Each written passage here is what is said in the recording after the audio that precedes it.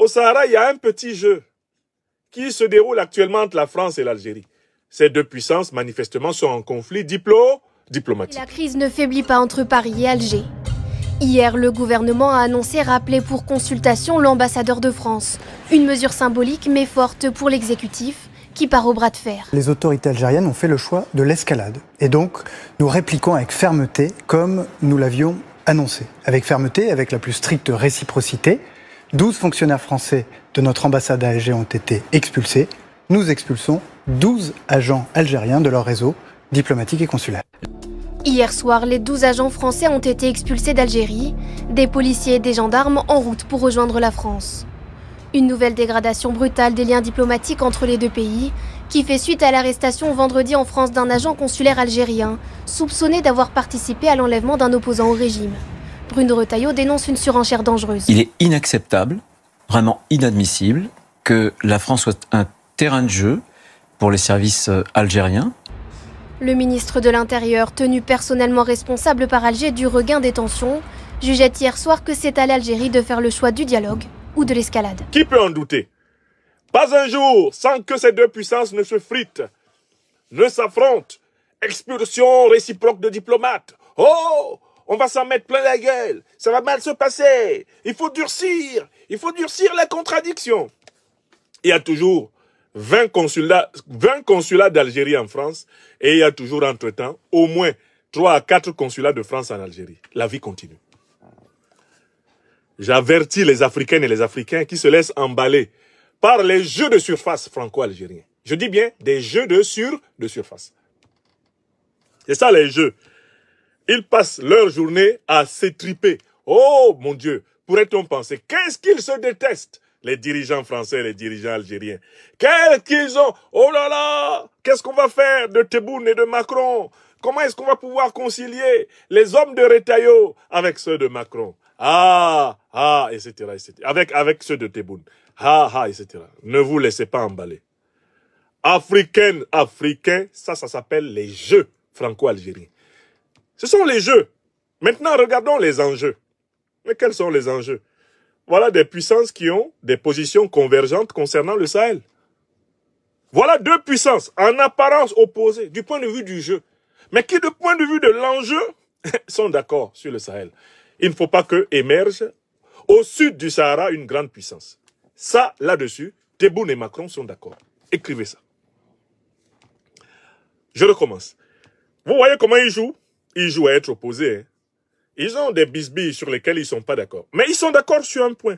Il ne faut pas qu'au sud du Sahara émerge une grande puissance. Là-dessus, Tebboune et Macron sont d'accord à 100%. Voilà pourquoi, les deux administrations couvrent volontiers les principaux responsables de la déstabilisation du Mali, du Burkina Faso et de l'Algérie qui vivent protégés, médiatisés, héroïsés en Algérie.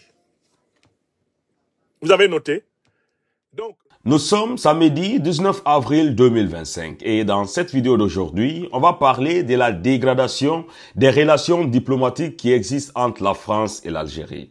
Il faut dire que l'Algérie a renvoyé 12 diplomates français vivant sur son territoire et la France menaçait d'appliquer la réciprocité en disant qu'ils vont essayer d'envoyer aussi le nombre exact des diplomates français qui ont été renvoyés de l'Algérie. La question qu'on doit se poser, c'est de savoir pourquoi est-ce que entre ces deux pays, l'Algérie et la France, ces relations sont en train de se dégrader, étant donné qu'ils viennent de renouer contact, de reprendre contact après presque 9 mois de rupture. C'était dans la nuit du 31 mars au 1er avril 2025 où le président Emmanuel Macron et son homologue algérien M. Abdelmadjid Tebboune ont renoué contact. Et bizarrement, dans la même nuit du 31 mars au 1er avril, il y a un drone de type Akinci appartenant à l'armée malienne qui s'est écrasé ou bien a été neutralisé par l'armée algérienne. Revendiqué tout de suite à travers un communiqué qui a été publié sur le site du ministère algérien de la Défense.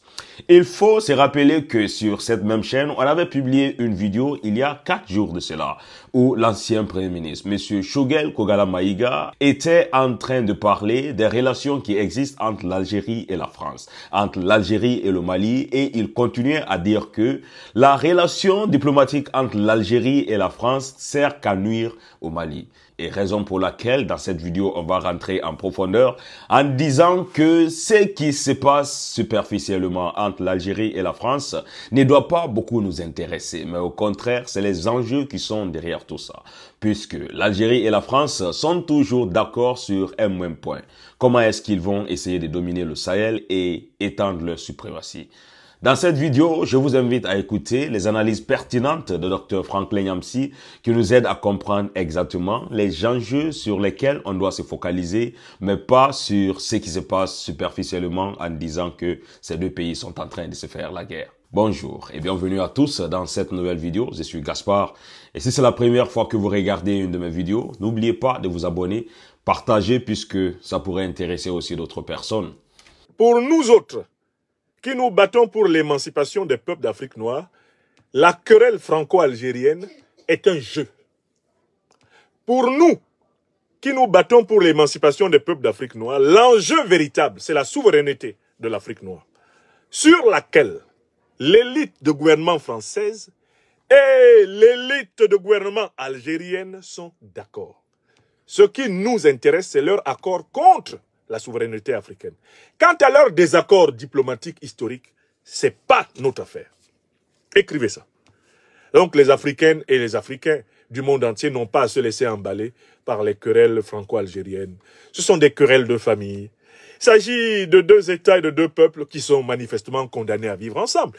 Il n'y aurait pas 20 consulats d'Algérie ici en France et pratiquement 4 ou 5 consulats français en Algérie si ces deux peuples-là n'étaient pas obligés, contraints par l'histoire à vivre ensemble. Il leur sera difficile de se séparer. Ils ont trop pris l'habitude de vivre ensemble et ce n'est pas l'affaire de l'Afrique noire. Ce n'est pas notre affaire.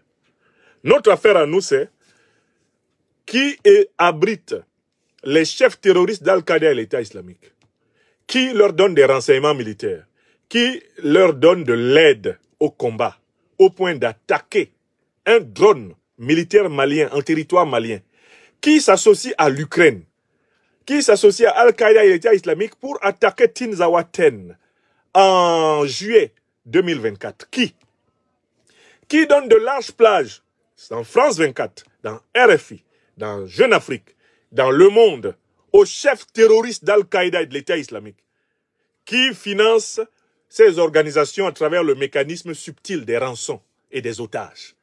Voilà les questions fondamentales dont les Africains ne doivent pas démordre. Cela renvoie donc aux enjeux.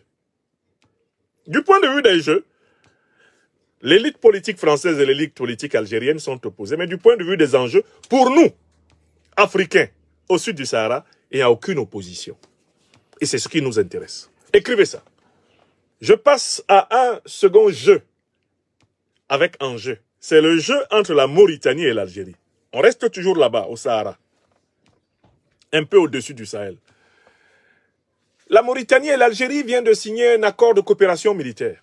La coopération militaire Mauritanie-Algérie est exemplaire au Maghreb et en Afrique pour l'échange d'expertise, la coordination et la formation. Nous saluons le rôle pionnier de l'Algérie dans le soutien à la stabilité régionale. Les liens forts entre nos pays en font des alliés stratégiques, se renforçant mutuellement dans la force comme dans la faiblesse.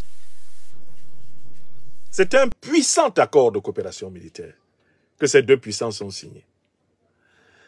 Mais pourtant, on se rend bien compte en effet que la Mauritanie et l'Algérie sont les bases arrières traditionnelles des groupes terroristes qui ensanglantent le Sahel. Donc l'accord militaire algéro-mauritanien vient confirmer la complicité de crimes envers l'Afrique noire de ces deux puissances. Du point de vue du jeu, c'est quelque chose de légitime. La Mauritanie est un État souverain, l'Algérie est un État souverain, du moins en apparence, ce sont des États souverains. et que ces deux États signent un accord de coopération militaire, du point de vue du jeu, c'est-à-dire de l'apparence, il n'y a pas d'objection à faire. C'est leur droit. On ne peut pas les empêcher de signer un accord de coopération militaire. Mais, quand nous regardons la chose au fond, et nous nous rendons compte que la Mauritanie est une base arrière traditionnelle des groupes terroristes qui ensanglantent le Mali, le Burkina Faso, le Niger et même plus amplement le Sahel. L'Algérie est une base arrière officielle des mêmes groupes terroristes. Il s'ensuit tout naturellement que l'alliance de coopération militaire entre le Mali et l'Algérie n'est rien d'autre qu'une alliance de renforcement de la base arrière du terrorisme. Il s'agit en réalité de consolider les bases arrière du terrorisme face à la consolidation de la lutte antiterroriste incarnée par la Confédération des États du Sahel. Écrivez ça. Je recommence.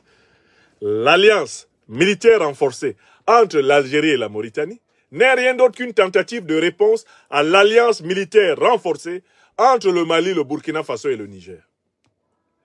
D'un côté, la CEDEAO renforce son alliance militaire pour servir les intérêts du néocolonialisme français et de l'impérialisme occidental contre l'AES, et de l'autre côté, l'Algérie et la Mauritanie renforcent leur alliance pour pouvoir servir efficacement les groupes terroristes qu'elles hébergent sur leur sol. Voilà l'enjeu. Écrivez ça. Et ça, c'est la deuxième remarque que je voulais vous donner. Il ne s'agit pas d'un renforcement militaire anodin. C'est parce que les terroristes sont en débandade au Sahel que leurs parrains sont obligés de resserrer étroitement leurs liens pour pouvoir leur donner les moyens de porter mieux les stockades contre l'Afrique au Sahara, contre l'Afrique noire. Le tout sous l'égide de l'OTAN qui parraine les opérations algériennes, françaises et mauritaniennes. Bien sûr, tout comme les opérations de la CEDEAO. Ça, c'est vrai.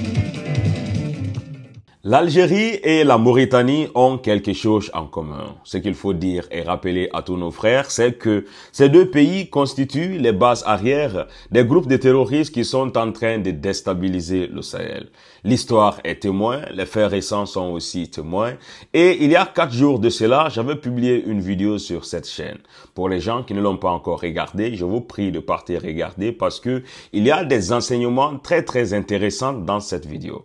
Dans cette vidéo, c'était monsieur Choguel Kogala Maïga, ancien premier ministre malien, qui nous expliquait un peu les relations qui existent entre le Mali et l'Algérie. Mais pour mieux comprendre ces relations qui existent entre ces deux pays, on doit se plonger dans l'histoire et questionner un peu l'histoire. Et quand on questionne l'histoire, elle nous dit que l'Algérie a toujours été la base arrière de tous ces groupes terroristes ou bien des chefs terroristes qui ont tenté de déstabiliser les régimes au Mali ou bien de tenter de séparer la région du Nord Kidal au reste du Mali.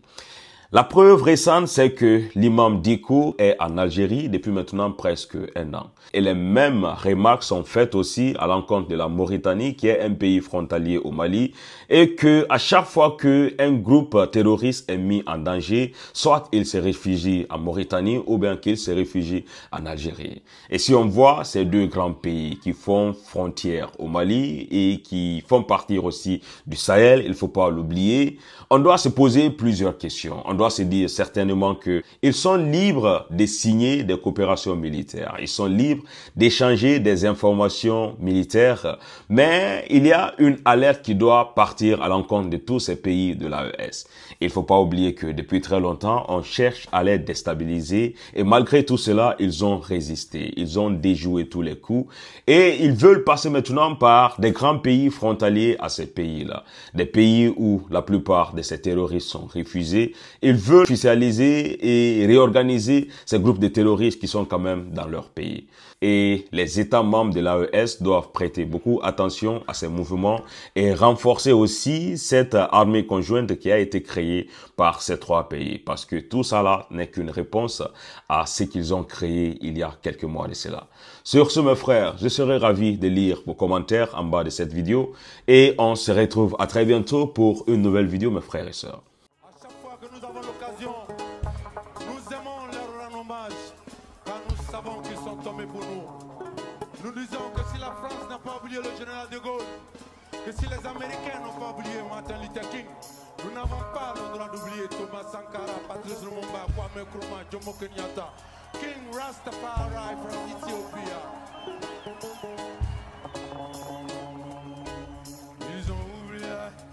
prison d'Assabo.